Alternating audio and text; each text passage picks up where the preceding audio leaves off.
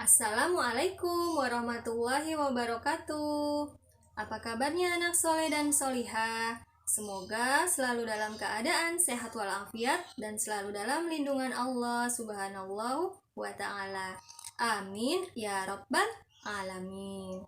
Alhamdulillah, pada hari ini Bu Guru akan bercerita tentang kisah Imam Syafi'i. Coba sekarang Bu Guru mau bertanya, siapa yang sudah pernah mendengar kisah Imam Syafi'i? Mungkin anak soleh dan solihah sudah pernah dengar ya kisah Imam Syafi'i. Tapi sebelum Bu Guru lanjutkan ceritanya, kita tepuk uskut dulu ya. Wahid isnain salasa. Tepuk uskut. Uskut. Uskut. La tatakallam, jangan bicara.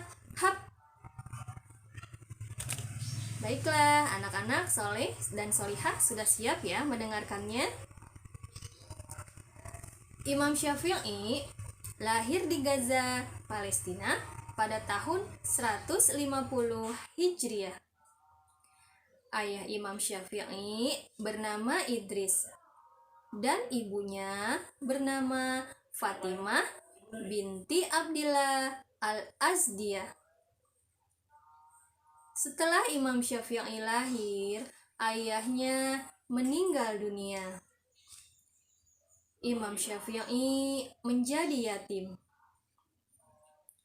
Setelah Imam Syafi'i menjadi yatim, lalu Imam Syafi'i dibawa oleh ibunya pindah ke Askolan, tempat ibunya berasal.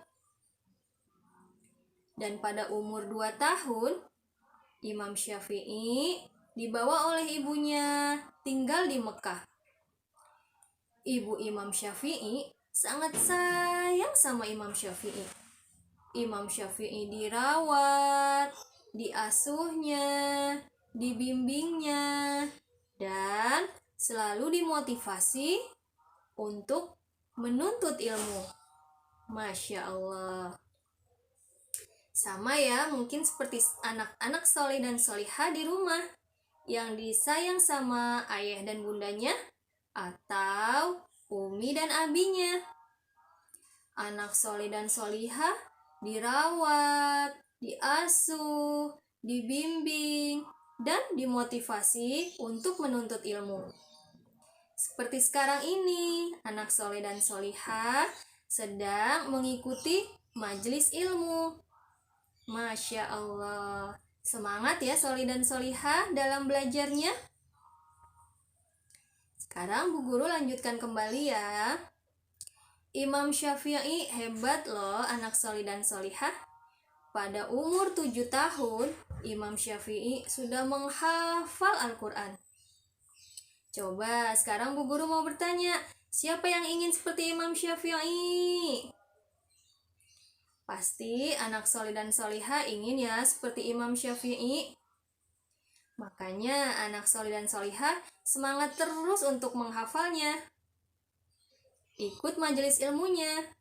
Karena di majelis ilmu, anak soleh dan solihah belajar menghafal hadis, menghafal Al-Quran, dan menghafal doa.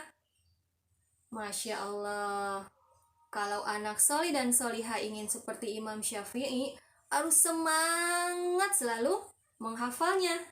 Kalau disuruh sama abi atau uminya, atau disuruh ayah dan bundanya, harus semangat dan langsung mau.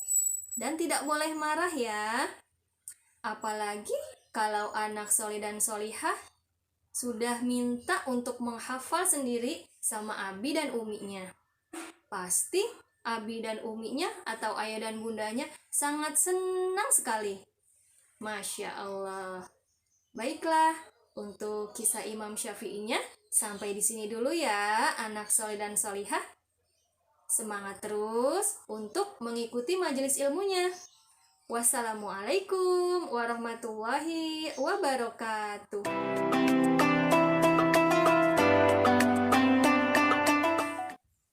Assalamualaikum warahmatullahi wabarakatuh. Apa kabarnya anak soleh dan solihah? Semoga anak soleh dan solihah dan keluarga dalam keadaan sehat walafiat ya. Amin. Alhamdulillah, pada hari ini Bu Guru akan bercerita tentang kisah Imam Syafi'i. Coba siapa yang sudah siap mendengarkannya? Insya Allah anak soleh dan solihah sudah siap ya mendengarkannya. Tetapi sebelumnya kita tepuk semangat terlebih dahulu. Wahid isnain salasa, tepuk semangat. Semangat.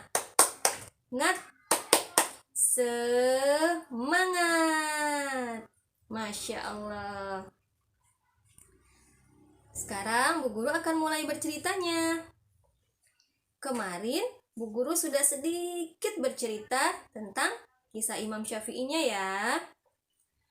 Imam Syafi'i lahir di Gaza, Palestina. Ayahnya bernama Idris dan ibunya bernama Fatimah binti Abdillah al-Azdiyah. Setelah Imam Syafi'i lahir, ayahnya meninggal dunia. Lalu Imam Syafi'i menjadi yatim. Setelah itu Imam Syafi'i dibawa oleh ibunya untuk tinggal di Askolan. Dan pada umur 2 tahun, Imam Syafi'i dibawa oleh ibunya untuk tinggal di Mekah. Ibu Imam Syafi'i sangat sayang kepada Imam Syafi'i. Imam Syafi'i dirawatnya, diasuhnya, dibimbingnya, dan selalu dimotivasi dalam menuntut ilmu. Sama ya seperti anak solih dan solihah di rumah yang selalu disayang sama ayah dan bunda atau abi dan uminya. Anak solih dan solihah selalu dirawat, diasuh, dibimbing, dan juga dimotivasi dalam menuntut ilmu. Masya Allah.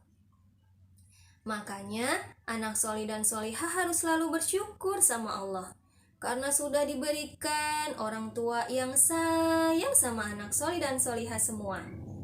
Jadi anak solih dan solihah tidak boleh ya marah-marah sama orang tua, harus sayang sama orang tua. Jika diingatkan, tidak boleh marah. Dan jika orang tua memerlukan bantuan, maka harus bersegera melaksanakannya. Sekarang Bu Guru lanjutkan ceritanya ya. Imam Syafi'i sangat cerdas. Pada umur 7 tahun sudah menghafal Al-Quran. Dan pada umur 9 tahun sudah menghafal hadis Nabi. Dan pada umur 10 tahun sudah menghafal kitab Al-Muwatta karangan Imam Malik. Masya Allah. Imam Syafi'i sangat senang menghafal. Sangat senang juga untuk menulis. Coba sekarang Bu Guru mau bertanya, siapa yang ingin seperti Imam Syafi'i? Pasti anak soleh dan solihah ingin ya seperti Imam Syafi'i, bisa menghafal Al-Quran 30 juz. Makanya anak soleh dan solihah harus semangat menghafalnya. Nggak boleh malas. Kalau diingatkan atau disuruh ayah dan bunda atau umi dan abinya untuk menghafal, maka harus bersegera melaksanakannya. Ingat loh, ketika kita menghafal, nggak ada ruginya. Setiap kita menghafal, 1 huruf, 10 kebaikan. Masya Allah. Untuk kisah Imam Syafi'inya, sampai di sini dulu ya anak soleh. Wassalamualaikum warahmatullahi wabarakatuh.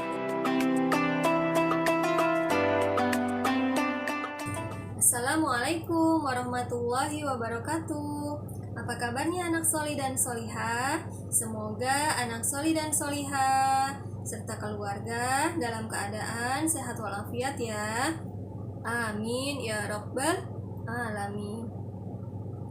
Alhamdulillah, pada hari ini Bu Guru akan melanjutkan kisah tentang Imam Syafi'i. Coba siapa yang masih ingat pada umur berapa Imam Syafi'i sudah menghafal Al-Quran? Ya, pada umur 7 tahun. Sebelum Bu Guru lanjut ceritanya, kita tepuk beki dulu ya. Wahid isnain salasa, tepuk beki. Beki, generasi hafal Quran. Generasi Imam Syafi'i. Beki, generasi ilmuwan. Generasi Ibnu Sina. Beki, generasi pemimpin. Generasi Al-Fatih. Takbir, Allahu Akbar. Baiklah, sekarang Bu Guru mulai ceritanya ya. Imam Syafi'i sangat cerdas. Imam Syafi'i sudah menghafal Al-Quran, sudah menghafal hadis, dan sudah menghafal kitab Al-Muwatta karangan Imam Malik pada umur 10 tahun. Imam Syafi'i sangat semangat menuntut ilmu. Meskipun kehidupannya yang sederhana, Imam Syafi'i senang mencatat ilmu yang didapatnya. Imam Syafi'i menulisnya di tulang belulang, menulisnya di pelepah kurma. Karena pada waktu itu, kehidupannya yang sederhana tidak mampu untuk membeli kertas. Makanya untuk anak soleh dan solihah harus semangat ya belajarnya seperti Imam Syafi'i. Anak soleh dan solihah harus lebih semangat belajarnya. Karena anak soleh dan solihah bisa menulis di kertas. Jadi harus rajin belajarnya dan harus selalu bersyukur sama Allah. Dengan kita rajin menulis, maka akan ingat apa yang sudah kita dapat dari hasil belajarnya. Bu Guru lanjutkan ceritanya ya. Selain Imam Syafi'i semangat dalam menghafal dan menulis, tetapi juga Imam Syafi'i semangat dalam belajar bahasa Arab. Pada waktu itu, Imam Syafi'i belajar bahasa Arabnya pada suku Huzail. Untuk anak soli dan solihah, semangat juga belajar bahasa Arabnya. Karena dengan belajar bahasa Arab, kita dapat mengetahui makna yang terkandung di dalam Al-Quran dan hadis. Untuk kisah Imam Syafi'inya, sampai di sini dulu ya anak soli dan solihah. Wassalamualaikum warahmatullahi wabarakatuh.